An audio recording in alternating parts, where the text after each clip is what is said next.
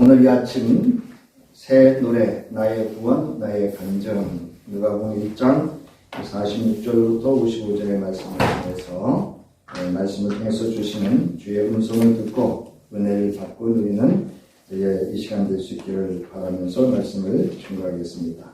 자, 오늘 본문에서 마리아는 내 영혼이 주를 찬양하며 내 마음이 하나님 내 구주를 기뻐한다, 이렇게 그 찬양을 시작을 합니다. 이처럼 하나님의 구원하심의 은혜를 체험하는 자가 부를 수 있는 기쁨의 노래를 성서는 이를 새 노래다, 이렇게 말하고 있습니다. 그래서 시편 96편 1절부터 2절에 보면 새 노래로 여호와께 노래하라. 땅의 노래가 아니에요. 사람과 사람들이 나누는 그런 노래가 아니라 바로 하늘로부터 경험되어진 하나님을 찬양하는 그 노래를 새 노래다, 이렇게 성서는 말하고 있습니다. 자, 온 땅이여 여호와께 노래할지어다. 여호와께 노래하여 그의 이름을 송축하며 그의 구원을 날마다 전파할지어다. 그러니까 하나님의 창조주 되심과 하나님의 구원 되심을 높여서 드러내 세상에 증거하는 노래를 새 노래다, 이렇게 성서는 말하고 있습니다. 그래서 여기서 새라는 단어는 전적으로 새롭다. 그러니까 이 세상에서 세상으로 경험되어지는 새로움이 아니라 이 하늘로부터 우리가 경험되어지는 새로운 그 일들 또는 역사. 지난주에는 이거를 하나님의 은택이다. 그래서 하나님으로부터 발현되어져 어떤 결과가 이루어진 그 은택에 대한 노래가 찬양이고, 여기서 특별히 하나님의 구원하심을 경험한 이것을 찬양한 것이 성서에서는 새 노래다, 이렇게 말하고 있습니다. 자, 하나님의 구원은 우주적인 차원을 갖고 있기 때문에 시인은 온 땅, 즉 온 세상 사람들을 모두 불러서 하나님께 찬양하라, 이렇게 권면하고 있습니다.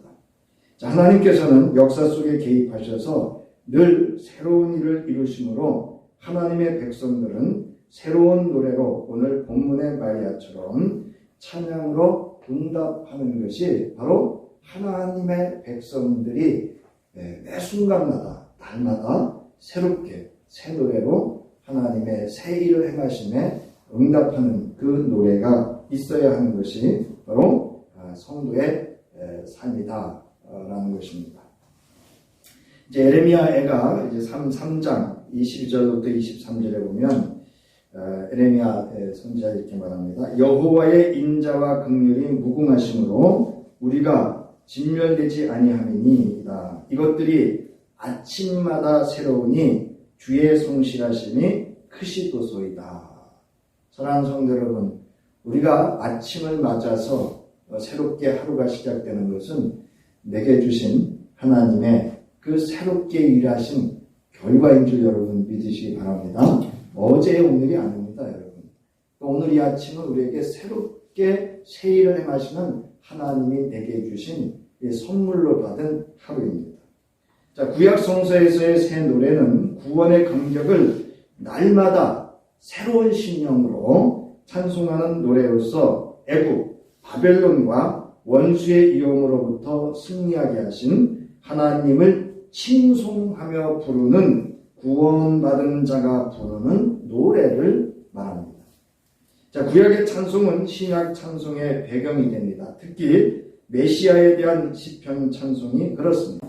제가 주목했던 것은 시편 16편 9절부터 11절에 예수 그리스도의 부활하심에 대한 찬양의 예언이 찬양을 통해서 증거되어졌다라고 하는 것을 한번 살펴보도록 하겠습니다.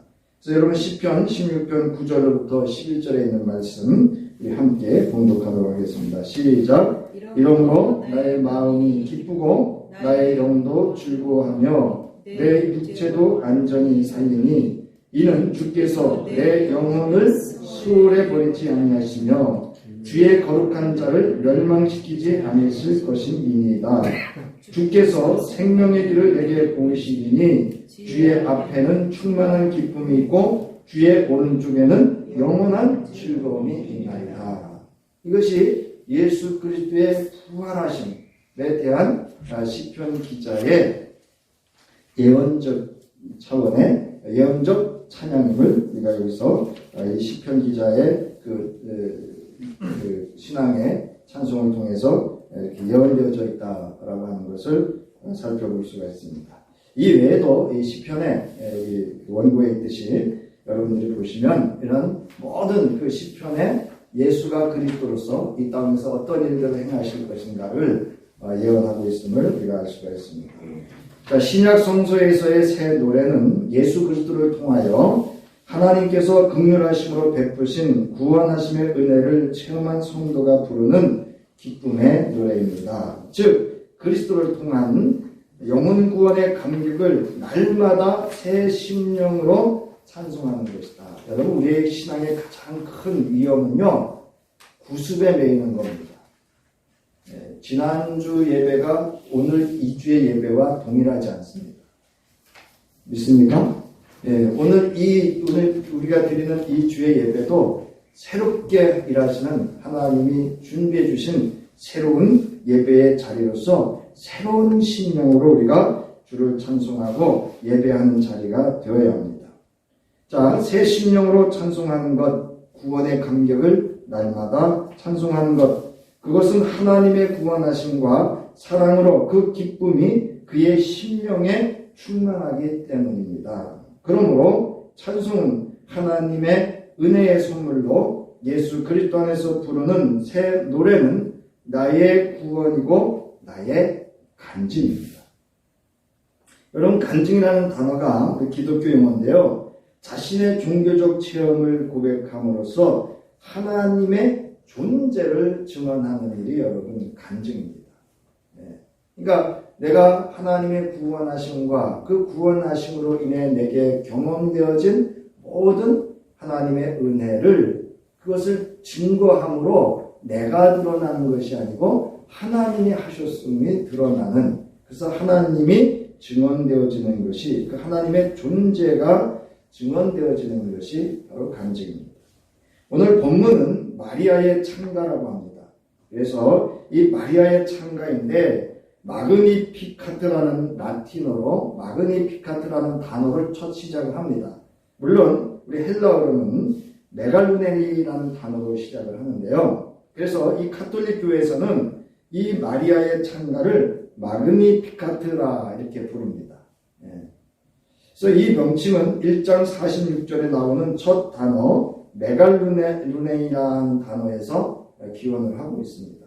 그래서 이제 앞으로 말씀을 드리겠습니다만 그 밑에도 있습니다만은 마리아는 구약 성도로서 이 예수 그리스도의 구원하심을 경험한 신약의 첫 성도가 되어지는 그런 은혜를 경험하게 됩니다. 그래서 여기 찬양하다라고 하는 그 메갈루네이라는 단어는요, 위대하다고 생각하거나 선언하는 겁니다. 여러분, 이 생각도 힘입니다. 능력입니다. 그래서 이 생각한다라고 하는 건 의심한다 이런 뜻이 아니고요. 여기서 위대하다고 생각한다라고 하는 것은 그렇게 믿고 선언하는 그런 행위를 의미합니다. 그래서 이 원문에서 이 동사가 문두에 나와 천사장 가브리엘로부터 수태고지의 소식을 들었을 때 마리아는 그 마음 깊은 곳으로부터 복받쳐 오르는 전율적인 감격을 보여주며 자신이 그 크신 하나님의 구원하심의 역사를 몸소 체험하게 되는 은혜의 사건의 경이로움에 하나님을 높여 찬양하며 증언, 즉 간증하고 있는 것이 오늘 본문의 마리아의 찬가의 내용입니다. 자, 마리아는 구약의 성도로서 예수 그리스도로 말미암아 누릴 구원의 기쁨을 몸소 체험했던 첫사람이며 그 구원의 기쁨을 새 노래로 부른 첫 신약의 성도라 이렇게 할 수가 있습니다. 그래서 내 마음이 내 구주를 기뻐하였습니다. 여기서 구주는요, 하나님을 의미합니다. 그래서 이 구주라는 말은 이제 구원자 이런 의미로서 그 기뻐한다라고 하는 것은 그 경이로움을 내 몸소 다 표현하지 못하지만 내가 표현할 수 있을 만큼 아주 표현을 하고 있음을 이제 의미하는 그런 단어입니다. 그래서 크게 기뻐함을 의미합니다. 그래서 내 마음이라고 하는 것은 이 내 내장 속, 내장으로부터 그 발현되어진 앞서 말씀드렸던 전율적인 그러한 찬양을 의미합니다. 자, 기독교는 예수 그리스도로 말미암아 누리는 하나님의 구원하심의 은혜의 기쁨이 충만한 희락의 종교입니다. 이는 기독신앙의 근원이며 본질입니다. 요한복음 15장 11절에 보면 내가 이것을 너희에게 이름은 내 기쁨이 너희 안에 있어 너희 기쁨을 충만하게 하려 함이라. 사랑하는 성도 여러분, 예수의 기쁨이 저와 여러분의 기쁨이 되시길 바랍니다. 이건 세상이 줄 수 있는 기쁨이 아닙니다. 자, 이 기쁨은 예수 그리스도로 말미암아 경험하게 되는 하나님의 구원하심을 몸소 체험한 그 크신 사랑으로 인한 기쁨이 충만한 상태를 의미합니다. 그러므로 바울은 기독인의, 즉 성도의 존재 양식에 대하여 이렇게 말합니다. 항상 기뻐하라. 빌립보서 4장 4절에서는 주 안에서 항상 기뻐하라. 내가 다시 말하노니 뭐하라고요? 기뻐하라. 여러분, 우리 이 성도의 존재 양식은요, 기뻐함입니다. 기쁨이 충만한 상태로 있는 것이 바로 예수 그리스도로 말미암아 하나님의 구원하심을 경험한 그 증표입니다. 그러니까 여러분, 내 안에 이 기쁨이 상실되어졌거나 소멸되어졌다고 한다면 바로 존 요한 웨슬레 목사님이 경험한 회심을 경험해야 됩니다. 그러니까 성령이 주시는 그 하나님의 예수 그리스도로 말미암아 주시는 그 구원의 은총의 기쁨이 내 속에서 충만함, 그것이 오늘 우리가 말하는 기독인 성도의 존재 양식이 되어야 합니다. 이거는 내가 그렇게 한다고 해서 사실은 되어지는 게 아닙니다. 자, 바울은 하나님 나라에 대해서 이렇게 로마서 14장 17절에서 이렇게 증언합니다. 우리 함께 읽습니다. 시작. 하나님의 나라는 먹는 것과 마시는 것이 아니요 오직 성령 안에 있는 의와 평강과 뭐라고요? 희락이라. 그 희락이라고 하는 게 뭐냐? 바로 기쁨과 즐거움입니다. 희열. 그러니까 이거는 사실은 인간의 어떤 이 언어나 어떤 그 형상으로 표현할 수 없는 그 충만한 기쁨을 담고 있는 그런 존재가 경험하는 것을 의미합니다. 자, 하나님 나라는 예수 그리스도로 인한 하나님의 구원하심을 높이고 그 사랑으로 인한 기쁨이 충만한 새 노래, 찬송이 있는 나라입니다. 빌립보서 1장 6절에 이는 그가 사랑하시는 자 안에서 우리에게 거저 주시는 바 그의 은혜의 영광을 찬송하게 하려는 것이다. 여러분, 우리가 드리는 이 예배가 뭐죠? 하나님의 영광의 임재를 우리가 경험하는 것이 예배입니다. 그런데 그 영광을 노래하는 것이 여러분 찬송임을 믿으시기 바랍니다. 이만큼 여러분 우리가 찬송한다라고 하는 것은 은혜 중에 은혜이면서 하나님이 내게 주신 정말 복이고 여러분 은혜의 선물인 줄 여러분 믿으시기 바랍니다. 자, 참된 희락, 즉 기쁨은 바른 찬양과 본질적으로 연결되어 있습니다. 기쁨이 있다면 찬송이 있고 찬송이 있다면 기쁨이 있습니다. 그러므로 찬송과 기쁨은 하나라는 뜻이에요. 불가분의 관계다라고 하는 것은 하나이다, 이런 의미입니다. 자, 오늘 우리에게 하나님의 사랑을 실현하신 예수 그리스도의 구원하심을 체험한 내게 이 사랑으로 인한 기쁨이 충만한가? 그래서 내가 부르고 있는 새 노래는 무엇인가를 깊이 살펴 자신을 성찰해 보아야 합니다. 그리고 이것이 회복되어져야 합니다. 자, 이렇게 예수 그리스도로 말미암은 새 노래로 하나님을 찬양하는 성도에게 주시는 하나님의 은혜, 하나님의 은택의 은혜가 있습니다. 첫 번째로 찬송은 하나님의 능력을 체험하게 합니다. 따라하시기 바랍니다. 하나님의 능력을 체험하게 한다. 네, 찬송을 부르면 하나님의 능력을 체험하게 합니다. 오늘 본문 49절과 51절과 53절을 보면 마리아는 이렇게 선포합니다. 능하신 이가 그 일을 내게 행하셨으며 그의 팔로 힘을 보이셨고 권세 있는 자를 그 위에서 내리치셨습니다. 이렇게 하나님의 그 위대하신 예수 그리스도로 말미암아 구원을 이뤄가시는 하나님의 큰 능력을 경험하고 있음을 마리아는 찬양하고 있습니다. 자, 그런가 하면 시편 118편 14절로부터 16절에서 시편 기자는 이렇게 찬양합니다. 여호와는 나의 능력과 찬송이시요 또 나의 구원이 되셨도다. 요인들의 장막에는 기쁜 소리, 구원의 소리가 있으며 여호와의 오른손이 권능을 베푸시며 여호와의 오른손이 높이 들렸으며 여호와의 오른손이 권능을 베푸시는도다. 여러분, 이 예배의 자리는 하나님의 이 오른손이 높이 들려있고 그 권능을 베푸시는 이 시간이 이 예배의 시간인 줄 여러분 믿으시기 바랍니다. 여러분, 이거 경험하시려고 예배에 나오시는 거죠. 근데 이 권능의 역사심이 언제 체험되게 되냐면 바로 찬송 중에 경험할 수 있다는 것입니다. 자, 시편 118편 15절부터 16절에서 시편 기자는 여호와는 자신의 능력이며 찬송이고 구원이고 라고 찬송합니다. 그리고 여호와의 오른손이 높이 들렸으며 그 오른손이 권능을 베푸셨도다 라고 간증합니다. 여기서 높이 들려 권능을 베푸시는 주님의 오른손은 모세가 홍해를 건넌 후 부른 승리의 노래를 연상케 합니다. 무슨 말씀인가 하면 바로 손을 높이 들어서 권능을 베푸신 그 홍해를 가른 사건을 배경으로 시편 기자가 하나님의 구원하심의 능력을 찬양하고 있음을 말하고 있습니다. 여러분, 찬송의 능력하면 떠오르는 성소의 사건이 있습니다. 구약에서는 여러분 잘 알지 못하는 사건일 수도 있는데요. 우린 주로 여리고성의 사건을 잘 알고 있는데 이 역대하에 나오는 역대하 20장에 나오는 바로 여호사밧이 경험한 찬양의 능력의 하나님의 능력을 경험한 사건이 기록되어져 있습니다. 모압과 암몬 자손이 마온 사람들과 연합군을 이루어서 이 여호사밧을 침략합니다.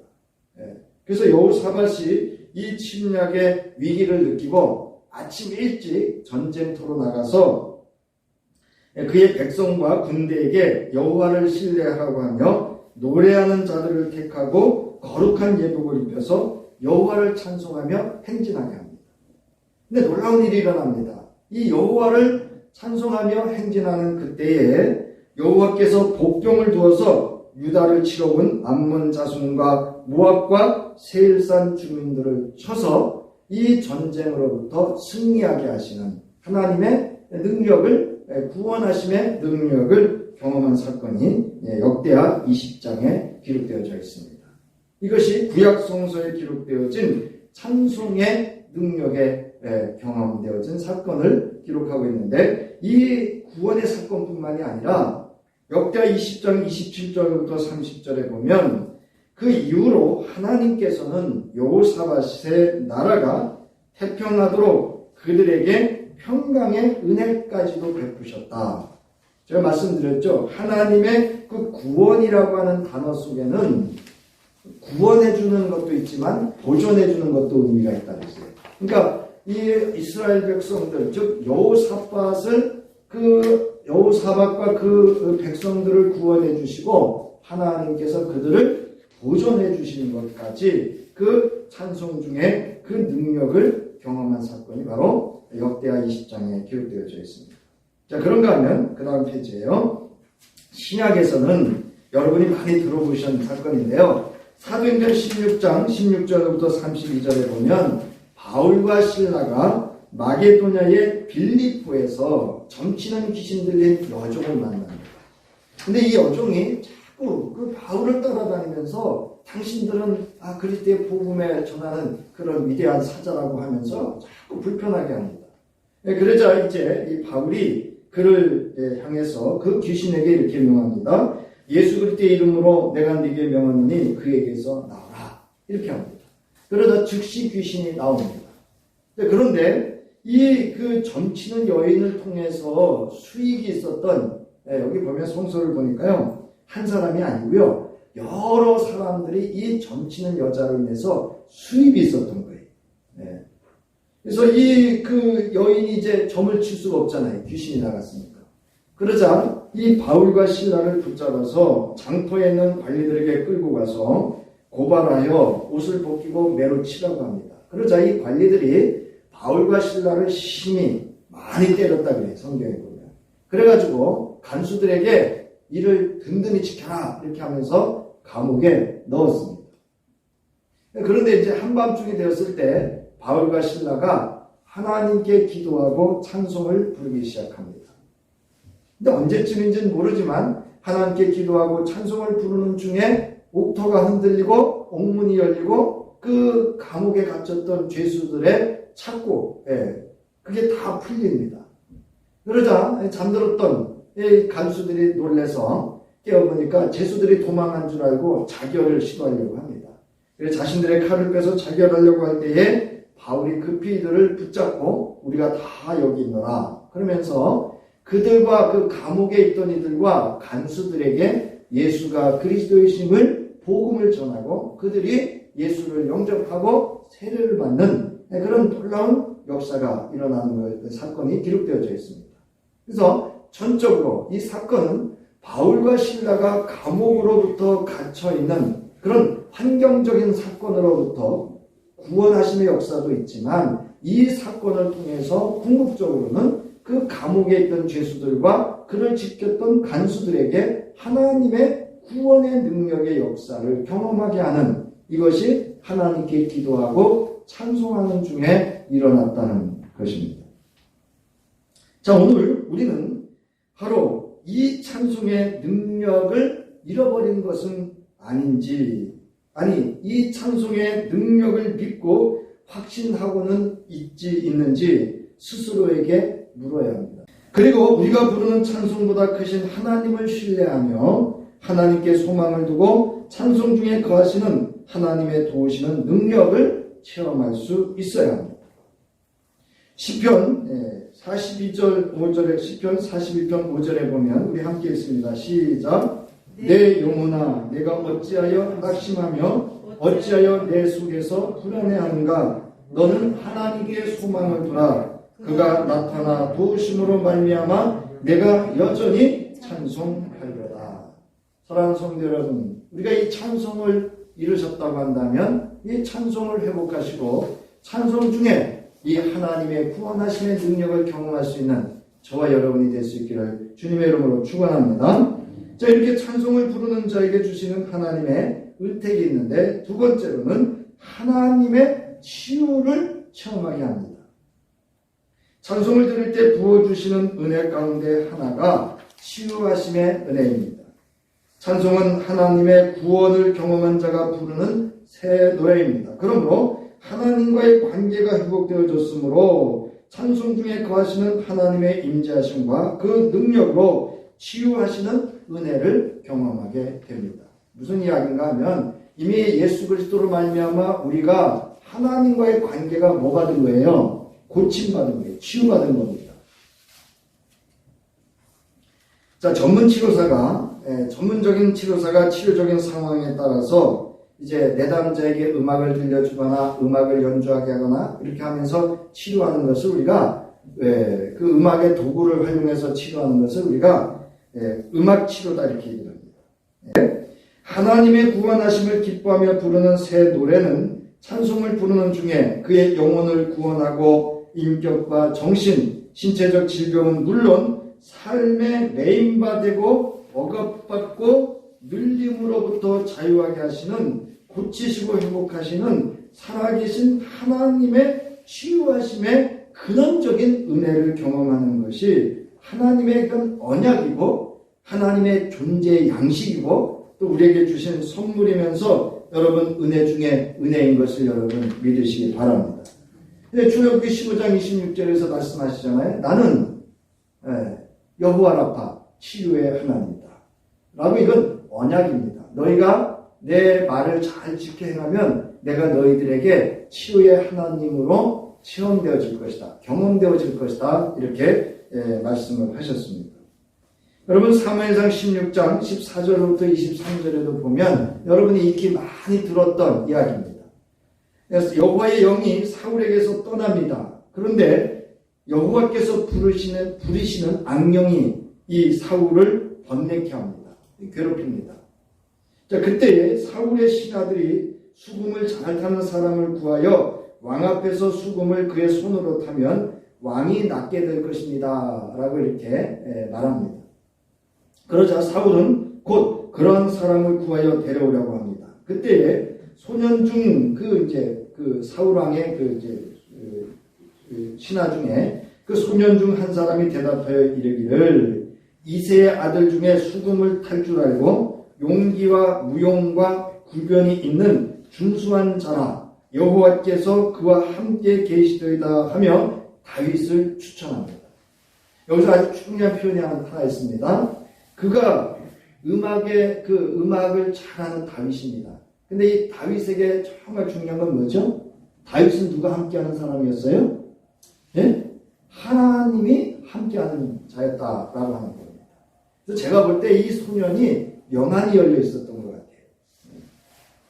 자, 그리고 하나님께서는 바로 이제 사울이 이 다윗을 불러오게 합니다. 그리고 하나님께서 부르시는 악령이 사울에게 이를 때에 다윗이 수금을 들고 와서 손으로 탄즉 사울이 상쾌하여 낫고 악령이 그에게서 떠나므로 사울이 고침받고 악령으로부터 자유하게 됩니다.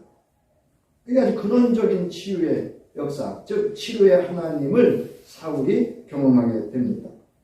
그래서 여기 상쾌하다라는 말은요, 여기 나오듯이 안도하다, 휴식하다 또는 구원을 받다 이런 의미가 있고요. 낫다라는 단어가요, 라파라는 단어가 아니고 여러분 토브라는 단어입니다. 토브.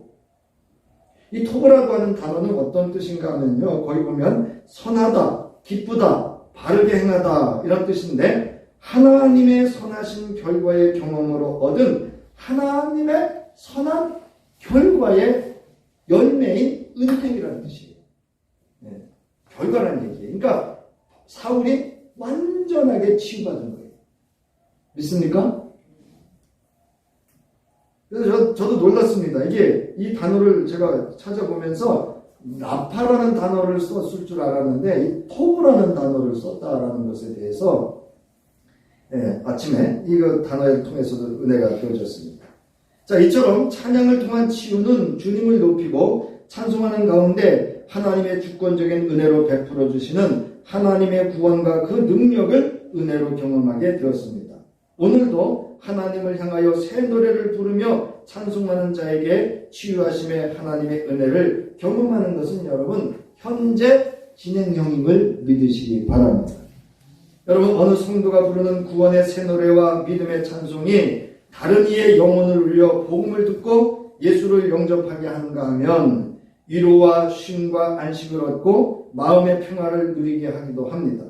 그러나 본인이 하나님의 구원하심을 기뻐하며 부르는 새 노래, 찬양은 자신은 물론 가정과 교회와 이웃을 치유하고 회복케 하시는 하나님의 낫게 하심의 은택을 경험하게 될 수 있음을 믿고 여러분 찬송을 부를 수 있기를 바랍니다. 여러분 찬송을 많이 부르세요. 자, 하나님은 여러분 고치시고 회복하시는 치유의 하나님이십니다. 예수 그리스도께서도 고치시고 회복하시는 치유의 주님이십니다. 우리 성령께서도 고치시고 회복하시는 영이십니다.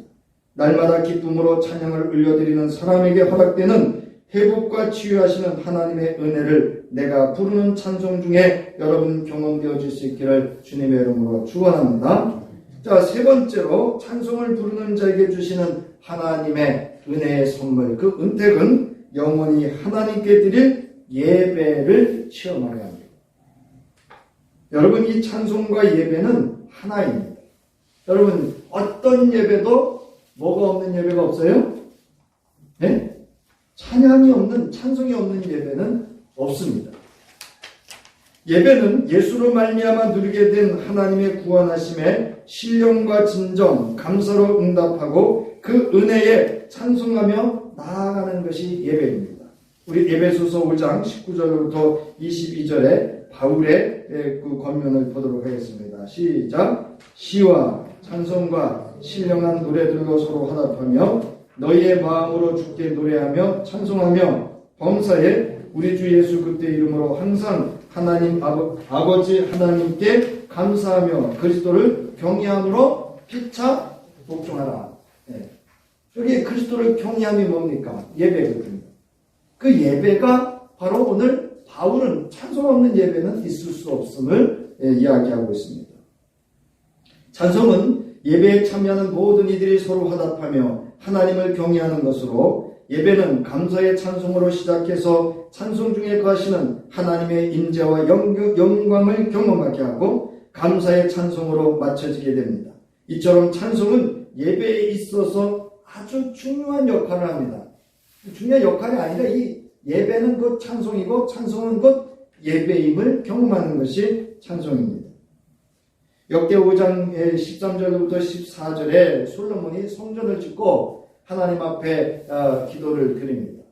그때 이제 나팔 부는 자와 노래하는 자들이 일제히 소리내어 하나님을 여호와를 찬송하며 감사할 때에 그때 여호와의 전에 구름이 가득 찹니다. 14절에 보면 제사장들이 그 구름으로 말미암아 능히 서서 섬기지 못하였으니 이는 여호와의 영광이 하나님 전에 가득함이라 이렇게 증언하고 있습니다. 사랑하는 성도 여러분, 우리가 드리는 그 순서마다 찬송 중에 여호와의 영광이 가득히 임하는 줄 여러분 믿으시고 찬송하실 수 있기를 바랍니다. 그냥 습관적으로 매주 부르는 그런 예배에 그냥 불러야 되는 찬송이 아니라 그 찬송 중에 거하시는 하나님의 영광의 임재하심을 경험할 수 있어야 합니다. 나아가 찬송은 예배자를 삶의 자리로까지 이어지게 합니다.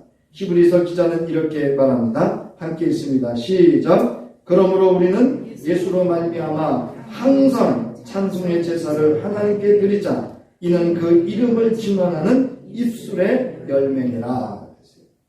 여기 보면 찬송, 항상이라고 하는 건 우리 모든 삶의 존재와 삶을 살아가는 모든 그 과정을 다 의미합니다. 찬송이라는 말은 원래 찬미라는 단어인데요. 어떤 은택으로 인하여 하나님께 드리는 찬미의 제사를 의미하는 단어입니다. 또 제사라는 것은 희생제사, 즉 제물을 드리는 제사를 드리는 행위로서 자신을 희생 제물로 바치는 행위를 뜻합니다. 그러니까 여러분, 찬양을 드린다고 하는 것은 나의 존재를 하나님 앞에 희생 제물로 드려지는 행위라는 것입니다. 자, 하나님의 구원하심을 칭송하며 부르는 나의 새 노래가 나의 구원이 되고 나의 간증이 되는 찬송의 능력과 찬송 중에 거하시는 하나님의 인재와 그 영광을 나의 삶의 전 영역 가운데서 체험하는 여러분의 존재가 찬송으로 말미암아 하나님께 온전히 드려지는 희생 제물이 될 수 있기를 주님의 이름으로 축원합니다. 이제 하나님의 구원함을 경험한 성도의 새 노래 찬송은 예배자로 하나님께 나아가는 기쁨의 노래이며 간증입니다. 오늘 하나님께서는 우리로 예수 그리스도 안에서 구원하여 주신 은혜로 슬픔 대신 찬송의 옷을 입혀주셨습니다. 그리고 여호와의 영광을 나타내며 하나님이 행하신 일들을 온 땅에 알리도록 하셨습니다. 이사야서 12장 5절에 보면 여호와를 찬송할 것은 극히 아름다운 일을 하셨음이니 이를 온 땅에 알게 할지어다 그랬습니다. 그러니까 저와 여러분의 그 찬송을 통해서 하나님이 우리에게 아름답게 행하신 그게 뭐죠? 우리를 구원해 주시고 우리를 창조해 주시고 우리를 보존해 주시고 우리의 예배를 받으시고 우리와 함께 하시며 그 영광을 드러내는 모든 것들을 의미합니다. 사랑하는 성도 여러분, 찬송은 성도가 그 신앙과 삶에 없어서는 안 될 새 노래입니다. 감사의 찬송을 부르면 마음이 넉넉해지고 회개의 찬송을 부르면 마음이 깨끗해지고 결심하는 찬송을 부르면 권능의 사람이 됩니다. 헌신하는 찬송을 부르면 마음이 부유해지고 기뻐하는 찬송을 부르면 마음에 평안이 생깁니다.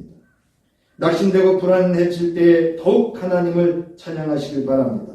하나님을 의지하는 찬송을 부르면 여러분 마음이 담대해지고 삶의 고백의 찬송을 부르면 마음에 새 소망의 힘을 주시는 하나님의 그 은혜, 은택을 누릴 수 있기를 바랍니다.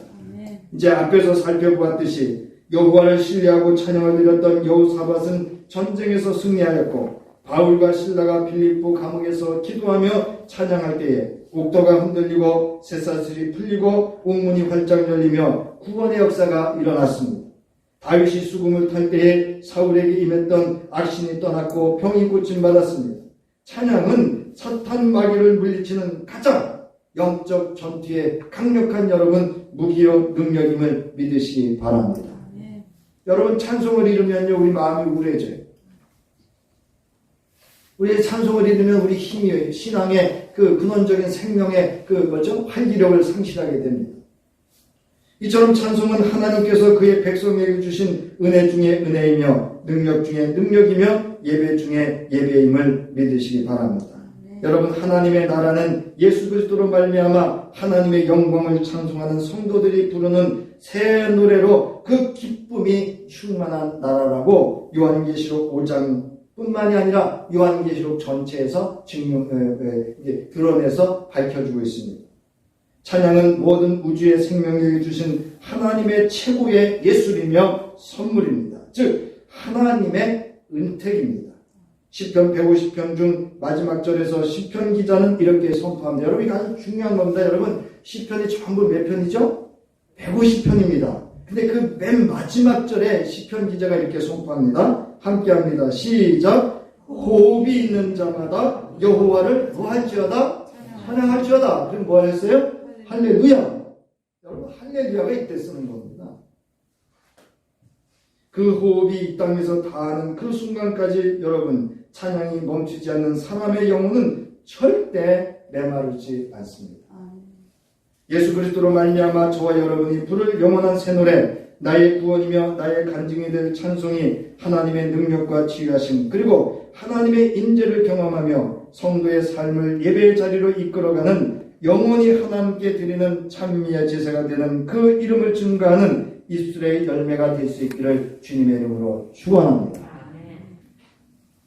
이제는 무한하신 긍휼과 자비하심으로 우리를 구원하여 우리로 하여금 하나님을 새 노래로 찬양하게 하신 하나님의 구원하심의 은총과 그 구원하심을 위하여 기꺼이 십자가에 죽어주시고 제물되어 주셔서 우리로 하여금 하나님의 자녀되게 하시고 영생을 누리게 하신 우리 주 예수 그리스도의 구속의 십자가의 은혜와 우리로 하여금 부활의 생명으로 살아갈 수 있도록 내주하시고 감동감화 역사하셔서 우리가 이 땅에 호흡이 다하는 그날까지 하나님을 찬양하며 예배할 수 있도록 힘이 되어 주시는 성령의 감동감화 역사하심 이제 그 호흡이 다하는 그날까지 여호와를 찬양하며 하늘의 은택을 누리며 살아가기를 결단하는 저희들 위에와 가정과 기업과 교회와 나아가 이 나라 민족과 모든 생명에 이제로부터 영원히 함께 하시기를 간절히 축원하옵나이다. 아멘.